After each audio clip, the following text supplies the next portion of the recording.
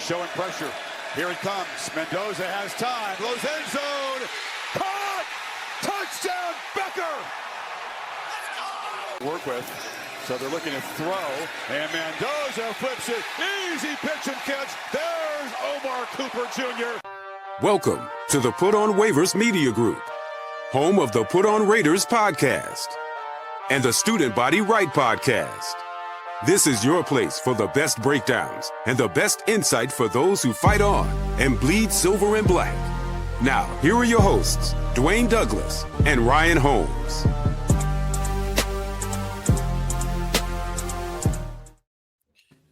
And welcome, everybody, to the glorious episode of the Put On Raiders podcast. I'm your host, Dwayne Douglas, and as always, I am podcasting at the beautiful shores of the Pacific Ocean. Beautiful day out here in Southern California. PORSBR is my Twitter handle, so check me out there. My guest is the Mark John NFL. Marcus Johnson is here from Tape Don't Lie. How you doing today, Marcus? Good, man. How you feeling, man? Yeah, I had to play a little video in the intro of Mendoza because he's not good. Like, you know what I'm saying? Like, Ty Simpson's better. So I had to make sure what I saw all season was actually accurate because he's all of a sudden, I wonder why he's not good anymore. I never used to believe that media stuff about the Raiders, man, but like they're reporting with the Raiders and this first round pick, this first pick in the draft, and on top of that, Maxx Crosby has been kind of crazy. Yeah, it's the Maxx Crosby stuff has been crazy. The Mendoza stuff is not been too crazy for me because I feel like that was basically set in stone. I feel like as soon as he won the national championship and they were there, yeah, that was over, man. And I'm a huge Mendoza guy, so he's definitely turned on me for sure. Yeah, definitely. Because I was a little skeptical, like some midseason, but like that's why it's important. Like I feel like as somebody who kind of did the draft all year a little bit this year, it's always important to let all the games play.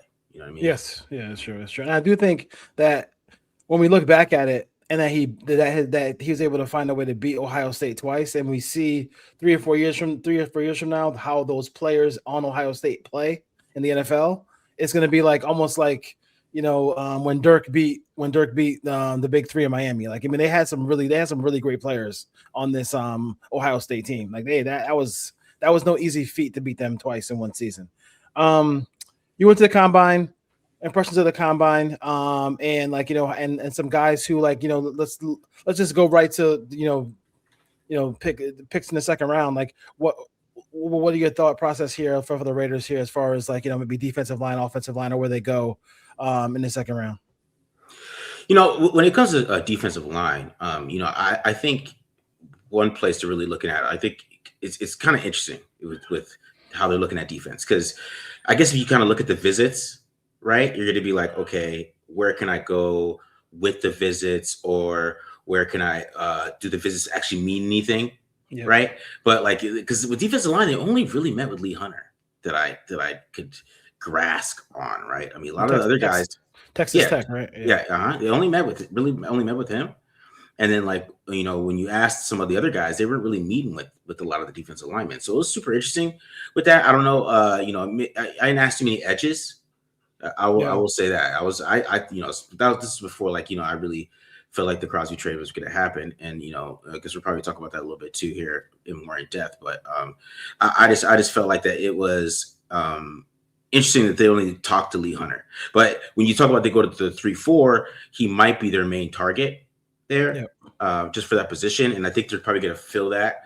I heard that they are looking at Tonga from the Patriots.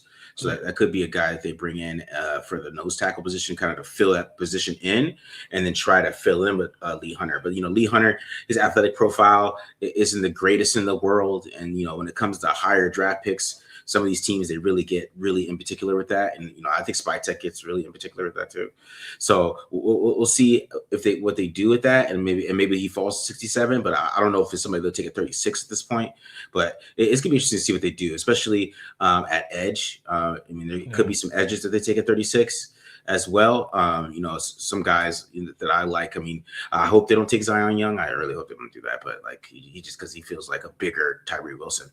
But there are some other guys that may be there. Maybe they trade back a little bit, take look at Akis, somebody like that. It'll be interesting to see what they do there at defensive line. But I really feel like it's going to be corners and safeties. This could be corners and safeties, and then they might sneak in a wide receiver on us. That might bother me a little bit. So I mean, so you're thinking they're gonna kind of maybe instead of going inward to out, they're gonna maybe go outward to in, but just based on the visits you saw out there in Indy. Yeah, I mean, it was basically just corners, safeties. Yeah, like a lot of safeties, man, a lot of corners. They met with, they met with Caleb Downs.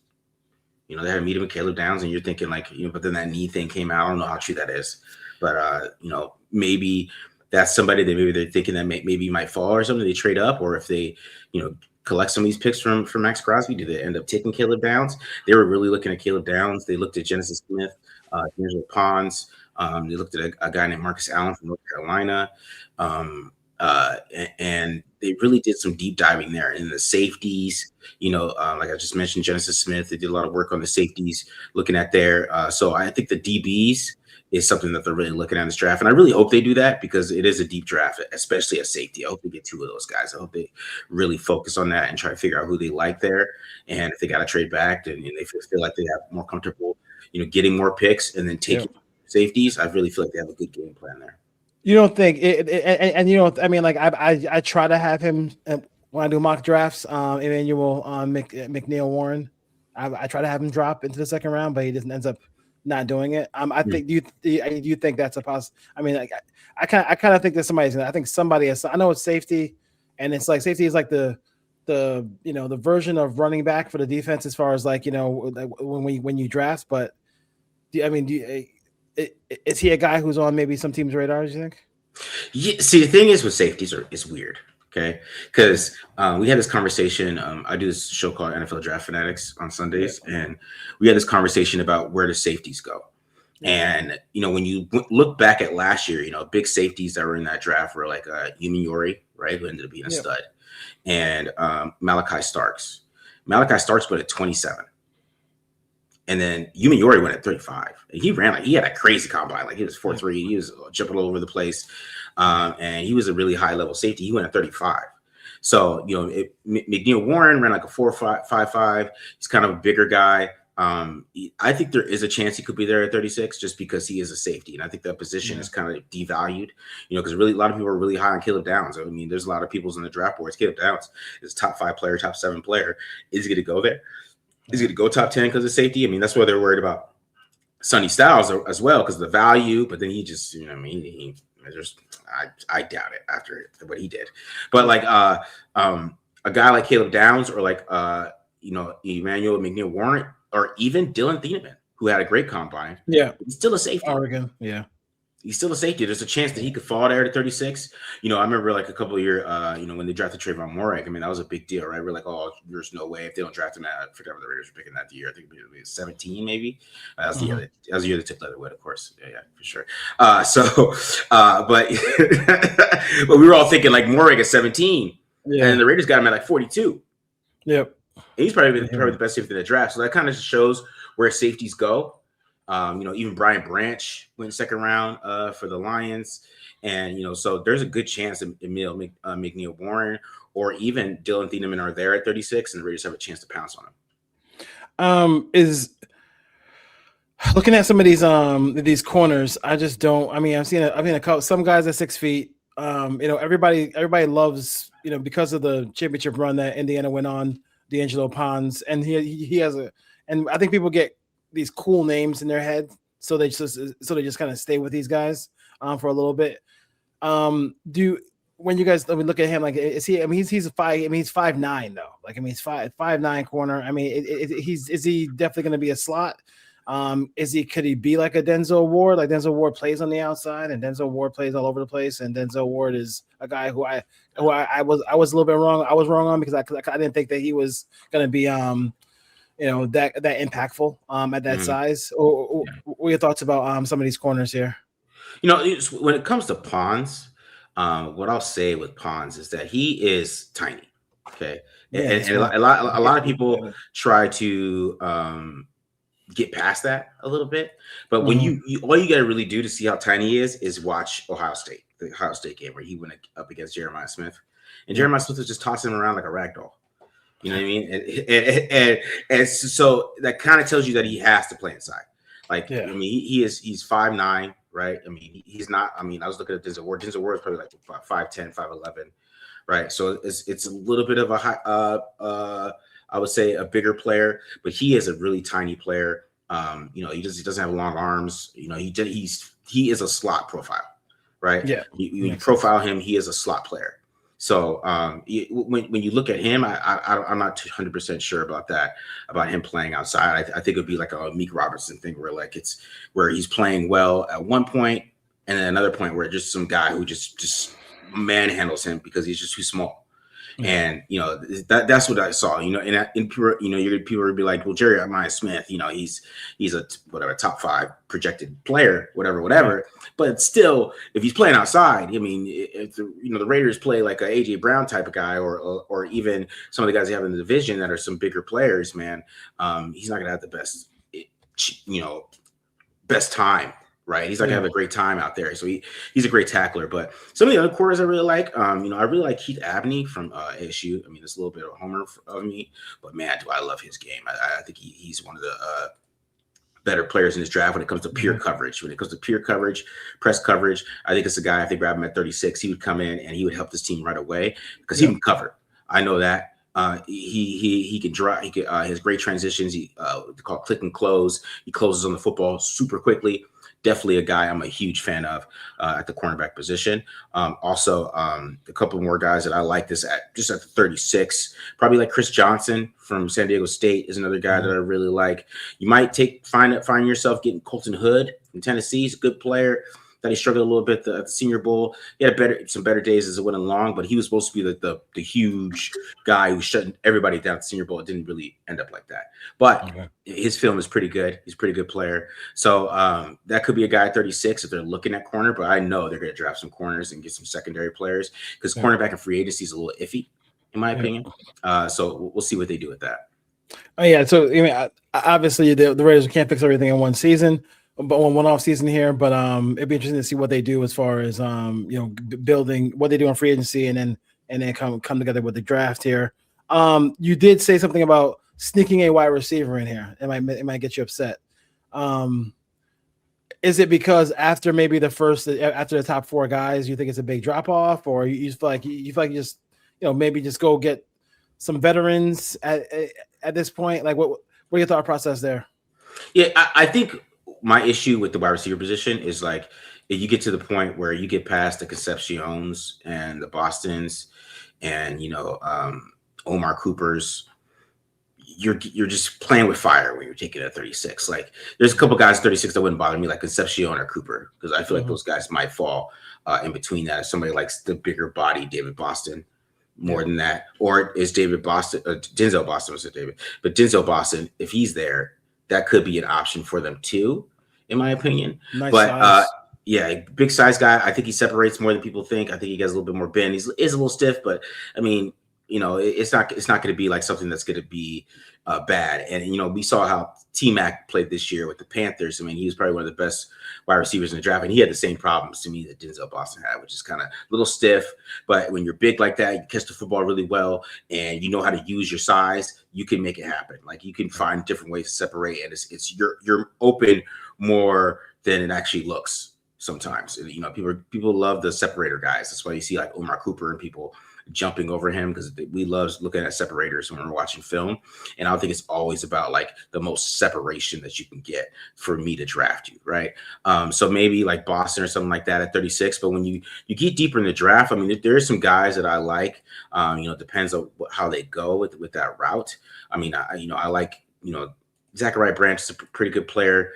He's a little smaller guy, though. He's more of a gadget player.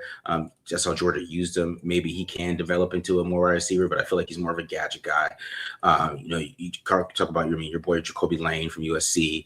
I guess this is a guy probably they could look at deeper in the draft too. Kind of a big body guy, Malachi Fields, who I think might fall a little bit because he ran 4.66, and I feel like there's a little bit of a death thing for a wide receiver. You run that, especially at his height.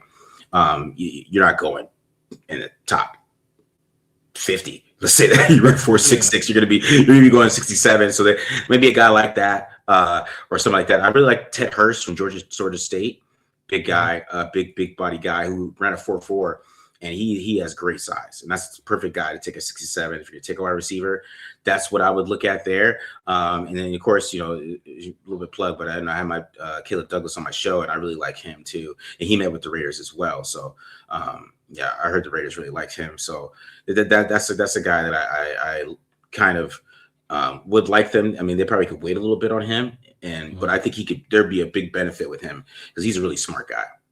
I mean, I'm dying to buy a jersey with Douglas on, a Raider jersey with Douglas on the back of it. So you already know about that. That'd be great. Damian Douglas back in the day, but I think he only lasted training camp. That was so Kubiak did talk about the Raiders situation at running back, where he said like he wants to stay with a duo. That kind of doesn't shock me at all when we look at the history of how him and his dad and everything. You think they go with a veteran, or you think they go with somebody in this draft cycle here? So it'll be interesting what they do in the draft cycle. I think they probably try to go veteran at first.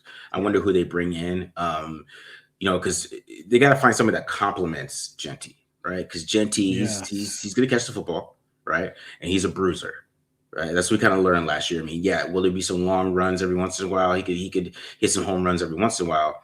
But for the most part, he's going to be a bruiser, he's going to get those tough 10 yards, especially if you get him going in the outside zone, which I think they're going to do. I think he's going to be a great fit there. The way he got better at it throughout the season, I really like that showing how he works. I mean, you saw a lot of him getting better, understanding that I don't have to be as patient. I just can hit some holes when I need to, just get upfield. So I saw him get better there, and you saw him catch the football really well. So they got to find somebody that complements him. Right. And I don't know how many guys in free agency really do that at the running back position. I mean, do you bring Moser back if you really want to go with that route? I mean, that's kind of how I feel about it. But, a guy there are some guys in the draft that really kind of fit that profile, like a Emmett Johnson from Nebraska. He's about 202 pounds, kind of about 5'10". He had a little bit of a slower 40, around 4.57, but he catches the ball fantastic and he blocks great. And he's also – go ahead. He's a good player. I watched him play. I watched him play in the Big Ten. He's a good player. Yeah. And what I like about him too is that he's the type of guy on third down where Mendoza could just check it down to him. He could make 2 guys miss and get that first down, get that extra 8 yards that you need. So I think you got to find somebody that complements Genty a little bit. And I feel like a guy like him would do that. I mean, because a lot of these guys in this draft, the running backs are huge. Yeah. I'm thinking Mike Washington or something, but I feel like he kind of ran his way into being a starter. But I'm saying there's a lot of huge running backs, both Penn State running backs are 220 pounds. I mean, there's some big dudes, and it depends on how you want to run the football. But I really feel like if you want to go the Kenneth Walker Charbonnet thing, I mean, Genty really fits more of the Charbonnet profile, right, than Walker. Yeah. Walker is a little bit of a smaller running back. I don't know exactly how much he weighed, but he's not a huge guy. You could just see he has that long speed, but he wasn't a huge guy that you would just kind of just keep handing the rock to. I guess he's about 211, so not too small, but it's still not the type of runner that Genty is, right? So you got to have that complement to what Genty actually does. And I think they're going to try to find that in a smaller scat back. So we'll see what they do with that. Let's talk about the offensive line real quick. Were we in a situation where now you have Spytek saying, okay, I got rid of Carroll and I got rid of Mr. F plus and offensive staff now, and are we going to see them kind of be aggressive with offensive line, or are they going to go ahead and go with some of the guys that are already there now? Because I mean, they did take a couple offensive linemen last year. I think the big tell for us is what they tender Meredith. I think what they tender Meredith with. Right. I mean, because he's a restricted free agent. If they just kind of give him an undrafted tag, that tells us where they're going. Because if they give him like a high, like second round or third round tag, that means I think it's kind of interesting. I think that they think they have some pieces of the offensive line that maybe they got to fill one spot, like because Parham's gone. I think Parham's probably gonna get some money. I think he's gonna get paid a little bit because I think the NFL really liked him coming out. And I think they feel like if they put him back at right guard, they probably could do something with him. Caleb Rogers played pretty well. Charles Grant played well in his snaps. You know, it was only 3 quarters, but there was some great 3 quarters when he played. And you know, I was kind of upset that nobody asked him if they're moving him to right, because I think that's a big part of this, right? Is what they do with Glaze, because you know he just can't play left this year, right? I mean, you still have Colton Miller, so it's gonna be interesting to see what they do there. Like if they go get Lindenbaum, if they pay Lindenbaum a bunch of money, that's gonna tell us a lot of things too. So I think his outlook in free agency and how they move there is going to tell us a lot about how they feel about the draft, because there are some good guards that fit what Kubiak likes to do. I mean, there's a good center that fits what Kubiak likes to do too. It's Sam Hecht. There's Logan Jones from Iowa. Those are 2 good players. And Bo Stevens, these are guys you all get in the 3rd and 4th round that could all run the outside zone system, that are really extremely smart players. And I think it can definitely become better pros. And, you know, Bo Stevens is probably not as good individually by himself, but with the offensive line and like how they play with Iowa, how they all play together, how smart he is, he can really come in there and really work things out with them. So, you know, it's going to tell us a lot what they do in free agency, because like I said, if they go, if what they do with Meredith, if Meredith gets a undrafted tender, it's going to tell us, okay, they feel like Meredith can't play center, and they want to see what teams can get out of him. And they're going to go in free agency, maybe go out to Lindenbaum, but it's also going to tell us what they're going to do in the draft. But, you know, I think a sneaky pick, which, you know, I heard there's going to be 7 left tackles going in the draft. That's what Jeremiah said, which I think is crazy. I don't think there's a tackle draft like this. No. I'm going to tell you that right now, Dwayne.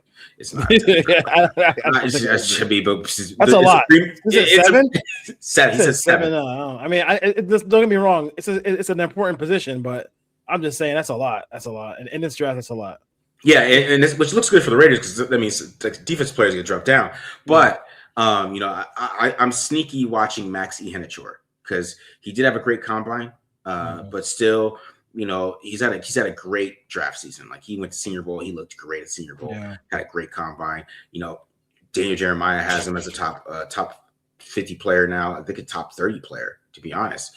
He has him really high, but I still feel like that if they go tackle at 36, that would be the guy, and I would actually be very happy with that, because it's going to be interesting to see if they do a Charles Grant, but I would be happy with that because he is so athletic. He is perfect for what Kubiak likes to do, and he has so much upside because he just started playing football like as a senior in high school. He just started playing, so it's brand new for him. So there's so much upside, and you already see the skills that he's building. Man, he could become a stud, and then you have Grant and him on both sides. He's from Nigeria, right? Yeah, yeah. Big dude. Yeah, and we actually talked, you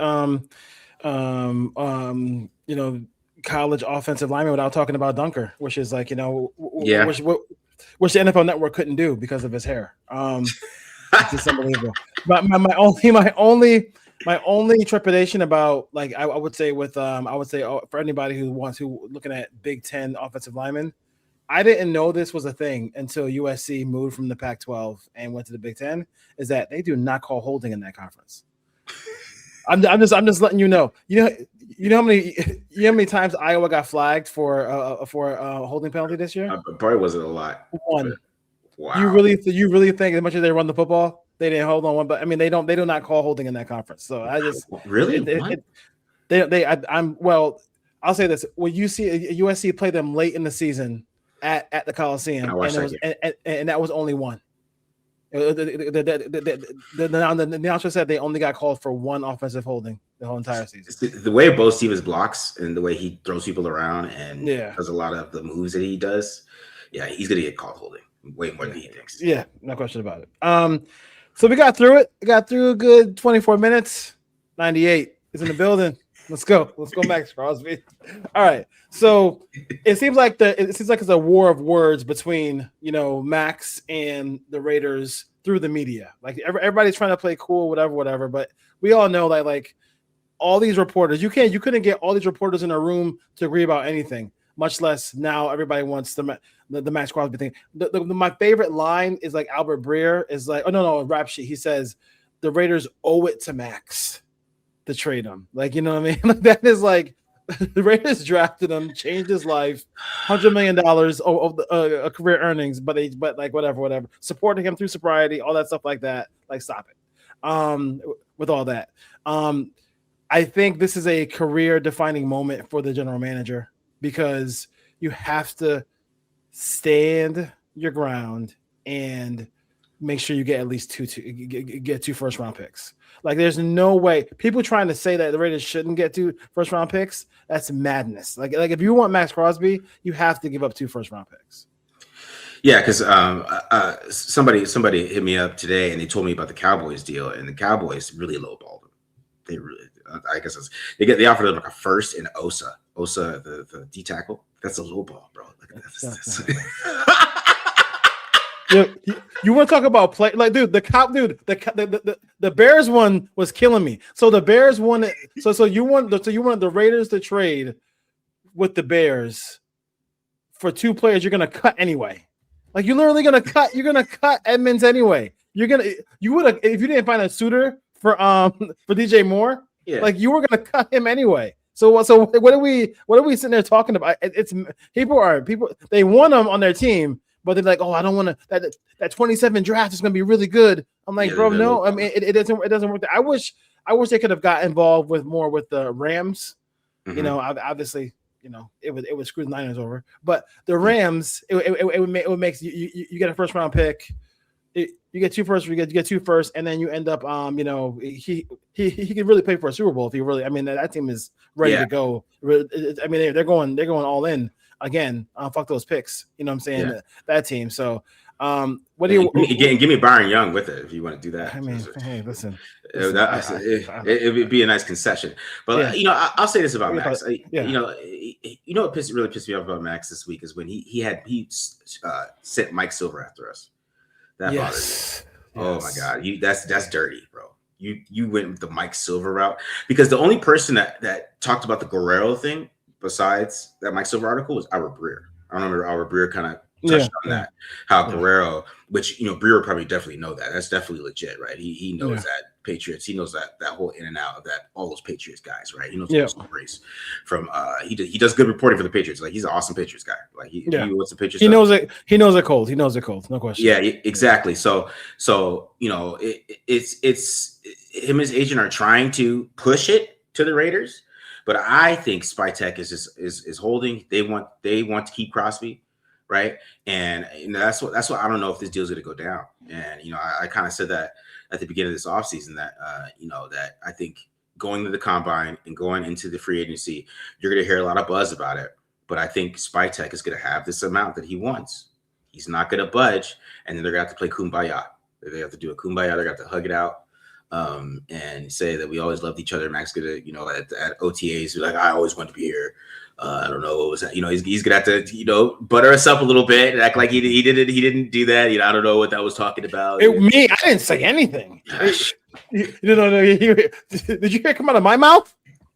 Yeah, exactly. Because that's my thing. Because you know, he was so sure, like the Cowboys that he did on Instagram. Like, he's probably so sure that was going to happen with the Cowboys offer that.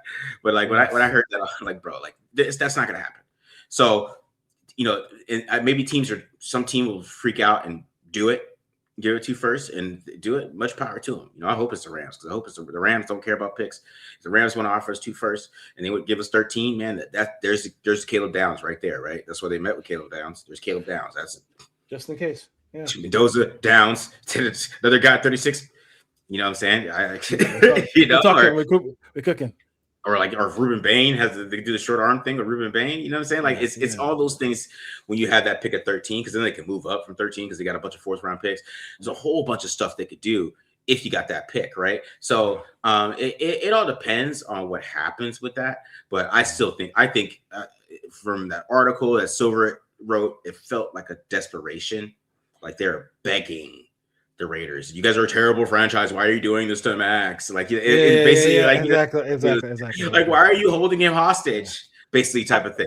I was waiting for. Do you remember that crazy Hail Mary game where Green Bay lost to Seattle, and Mike Silver's on this field with with Aaron Rodgers going like this. I want to see that meme with him doing it with Maxx Crosby at that point. It was getting ridiculous.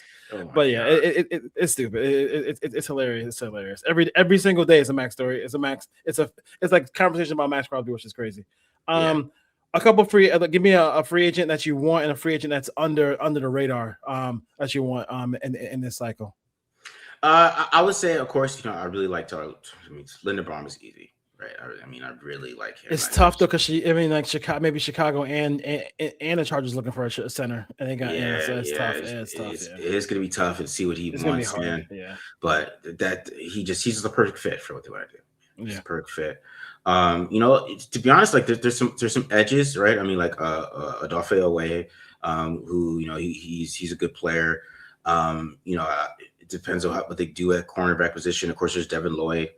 You can get a linebacker. I mean, I like Tremaine Edmonds too. He's a free agent now. Yeah, I think that'd be a really good one because I think he's still 27. You're still going to get a lot of play from him. The one I really want that's kind of sneaky is Chase on.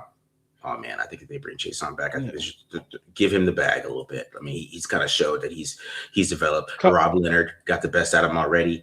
I think that's a great fit, Chase on. And maybe like some of these corners too, like Alontae Taylor, that might be a good player. Maybe even Reek Woolen if they feel like they want to go that route. Because I mean, obviously, Spytek, I think he might like long corners as well, from like them drafting like Carlton Davis and some of the guys they drafted over there at Tampa. So that might be a thing with him as well. But so like on the radar guys, it's like just nabbing some of these build offensive linemen like David Edwards, guard, if they want to go that route. I think that'll be a good one.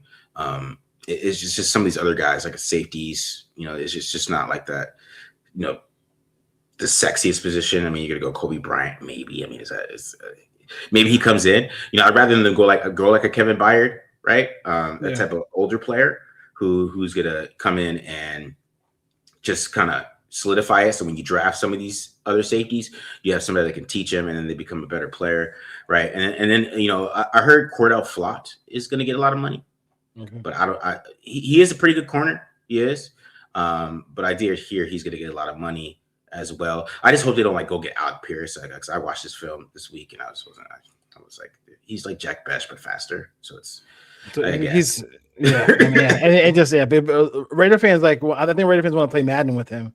If you will. I mean, I would rather get Mooney, to be honest with you. It'd be cheaper, and I think you actually be just as productive when you put him on the field with some of these other with Bowers and Genty and anything like that. So yeah.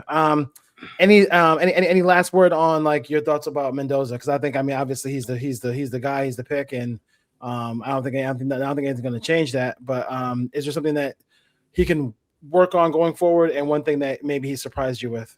I think what he's got to work on going forward, he's just got to check down. I think they got to get him into where he is not trying to make plays all the time, and just getting to his check down. Make sure when that clock in his head, has got to get way a lot faster.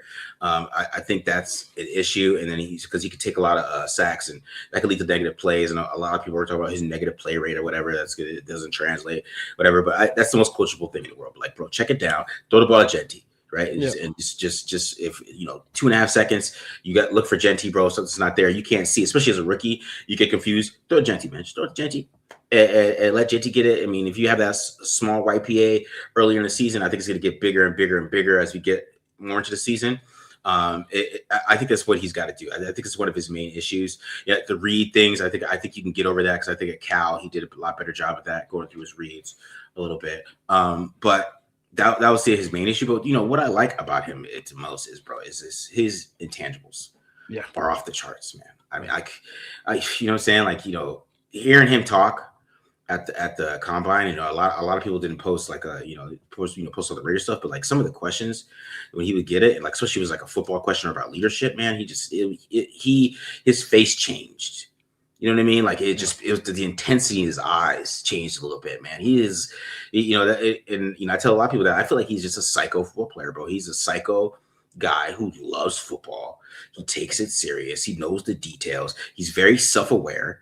Right, he knows what's wrong with his game. He's we're probably working under center like right now as we're talking. It's probably 8 o'clock, 9 o'clock. He's probably doing under center in his room. He's already got a roommate or something doing snaps to him. He's got Pat Coogan. He's like, no RPOs, no RPOs.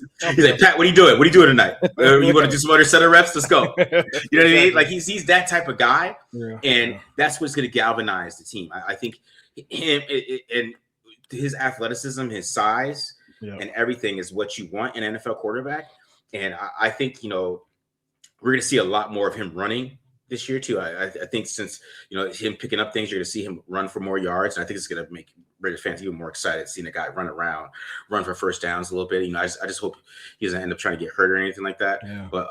But he's a big guy. So that's why I like him coming in about almost 240, because that tells you that he can take some hits, those type of things. And we saw that this year. So yeah, the intangibles are off the charts, man. When you're 6'5", 236 with the I would say above average arm, low key great arm, and then you can move and you have high level of tangibles. That is the formula.